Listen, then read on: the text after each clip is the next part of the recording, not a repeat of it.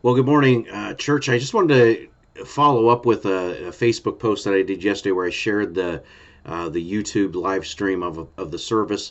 And during the service, I talked a little bit about what had kind of gone on at the conference this weekend and some of the things to come about that. But I didn't feel like I'd fully sort of painted the picture of where things go now. And I wanted to clarify that a little bit because I am excited about where things are going.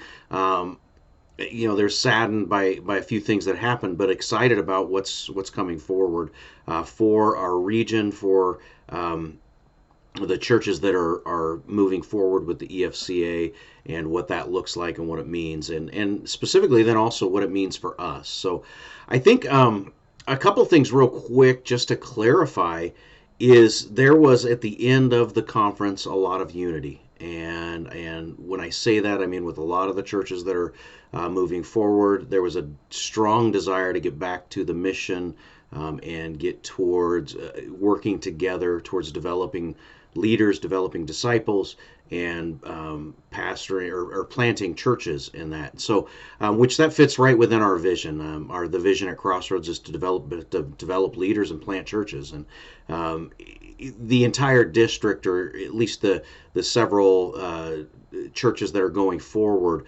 with the EFCA, that was what everybody wanted to do, and that lines up with the mission of the EFCA as well. So that was exciting, and there was a lot of unity, a lot of camaraderie. I've been to several conferences over the last several years. And I think really there was more laughter at this one than I can remember in recent years. I walked away feeling a stronger camaraderie with some of our brothers and sisters than we had in the past, and that's just kind of, I think, emblematic of the closing of one page and the moving forward of another. So there is a lot of excitement in what that means. I would like you to join me along with, and I don't know if I shared this in a previous video or not, about the internship program that we're a part of, and we've been a part of developing and implementing. But one of the things that is spurred out of that is the desire to plant churches. And so right now there's about 8 churches involved in that. With the internship of training up leaders, maybe that's something you're interested in, participating in that internship program. We'll have another one, another program that runs sometime this spring.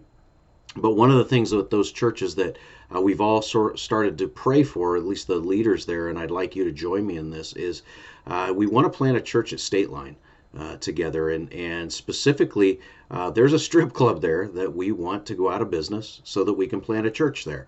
And to be honest with you, it would require a miracle for that to happen.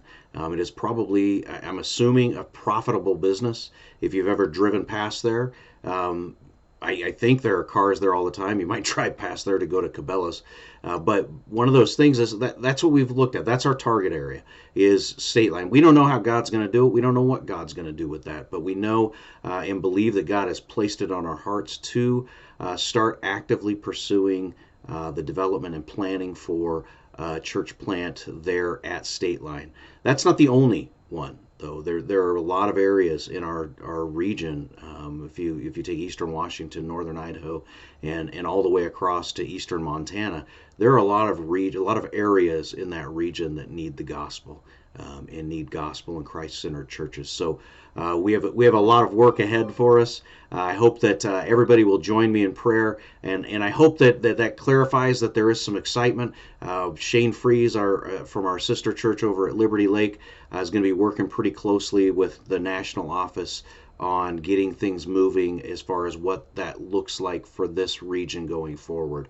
And so there's a lot of support coming from national, a lot of support from some friends of ours that are in other districts, including a buddy of mine that's willing to kind of link arms with Shane and help walk some things forward. So there's a lot of great things happening right now. So it's exciting, and I know I think in the sermon I alluded to sort of some of the downward spiral stuff is indicative of sort of taking our eyes off the ball a little bit, and I think I also indicated and suggested that what Casey had said, who I was in wholehearted agreement with, that we hadn't seemed to be on mission.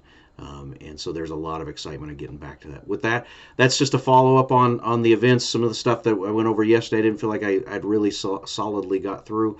Um, and then also kind of painting a picture of where we go as we go forward. If you were praying for me last week, thank you for your prayers for the call that I had with the national office or the national representatives for the Church Planning Network.